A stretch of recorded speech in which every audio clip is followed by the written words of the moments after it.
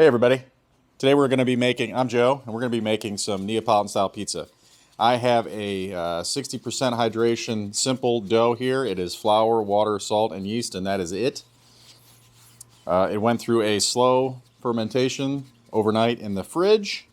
We brought it to room temperature, and you can see it's pretty elastic. We're going to give it a toss here too, so you can look cool. The centripetal force actually does do something. It's not really necessary. You can let gravity do its thing too. But once you get pretty familiar with dough, you make a lot of pizza, then you can kind of look like you know what you're doing. So this dough is pretty relaxed. We have our trusty paddle here. I'm going to give it a light dusting of flour, like so.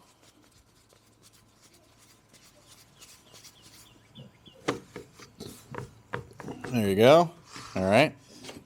I got a Gozney Roccbox over here.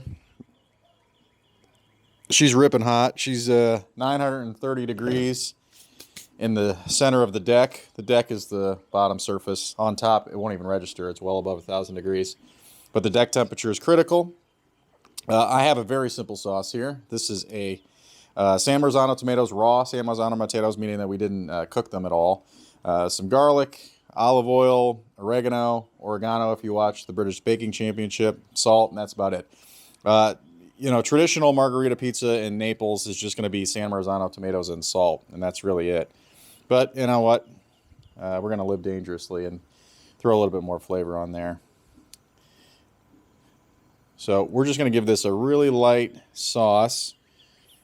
What we're looking for here is, you just want a light covering where you're seeing some spots through there. Because margarita pizza, true Neapolitan style pizza, is really much greater than the sum of its parts. So I got some fresh mozzarella from Costco. We're taking that off and chunking it on and chucking it on there.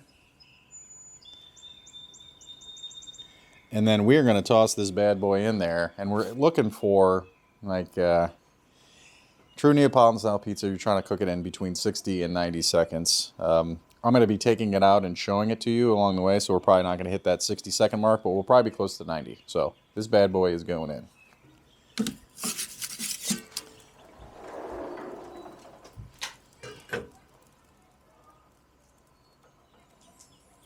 So we're going to be turning this a couple times. Because all of the heat is coming from the back and over the top. So we're going to need to give it a couple of turns or else it'll burn. So as I mentioned, this is a Gozney Roccbox. It's awesome. Runs on propane or wood. I've only run it on propane. It's just really easy and consistent and real simple. So we're getting some nice leopard spotting there, if you can see that. And then we're going to give it a turn. And back she goes. So we're going to give this probably 3 or 4 turns is about all it takes. And like I said before, we're aiming for that 90-second mark, somewhere around there. We're all under quarantine.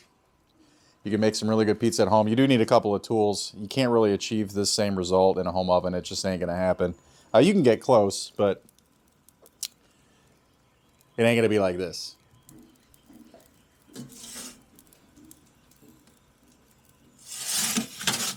So we're getting some really nice leopard spotting over there, and we have a real nice poofy crust with cornichons around the outside.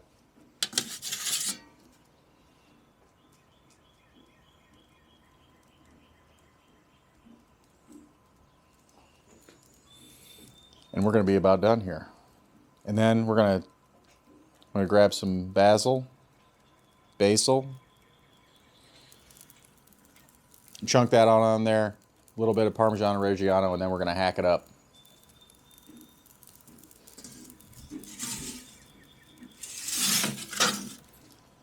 So I think we've done it. I'm pretty close. So if you can see that bad boy right there, she is pretty spot on. There's a little spot here that's a little bit lighter than I want, so I'm going to hold it under the flame for a second.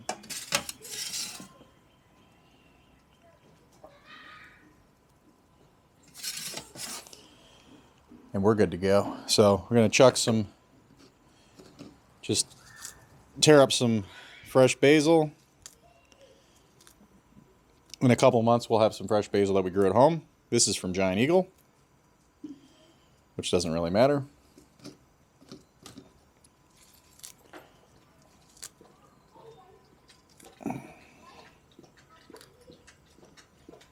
And some Parmesan Reggiano.